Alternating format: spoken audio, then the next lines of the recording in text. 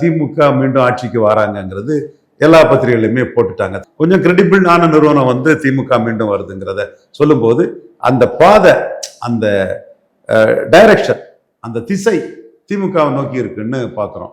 அதே மாதிரி அந்த திசை விஜய் எடப்பாடிக்கு வாக்கு வங்கியை பலகீனப்படுத்துவாருங்கிற அந்த புள்ளிக்குள்ள இருக்கதாட்டு நான் பார்க்குறேன். ஆனா உங்களுக்கே தெரியும் 2016 எக்ஸிஸ்ட் போல் என்னாச்சுன்னு உங்களுக்கே தெரியும். மெஜாரிட்டி யார் கொடுத்தாங்கன்னு தெரியும். அதிமுக எத்தனை பேர் கொடுத்தாங்க உங்களுக்கு தெரியும். ஏன் அது நடக்காது? அன்னைக்கு திராவிட முன்னேற்ற கழகத்தின் பலம் வந்து 40 விழுக்காடு தான். அந்த 40 விழுக்காட்டை அவங்க எடுத்தாங்க. இன்னைக்கு திராவிட முன்னேற்ற கழகத்தின் அணியின் பலம் 50 விழுக்காடு. அந்த அன்னைக்கு எடுத்த 40 மாதிரி இன்னைக்கு வந்து அந்த பலத்தை திராவிட முன்னேற்ற கழகம் 45 எடுத்துட்டாலே இன்னொருத்தர் வந்து அந்த களத்துக்குள்ள ஒரு தலைவராட்டு 30 எடுக்கக்கூடிய சக்தியில யாரும் இல்லை. அப்போ 10 விழுக்காடு டிஃபரன்ஸ்ல திராவிட முன்னேற்ற கழக அணி ஸ்வீப் பண்ணி போறதுக்கு தான் வாய்ப்புகள் அதிகம்.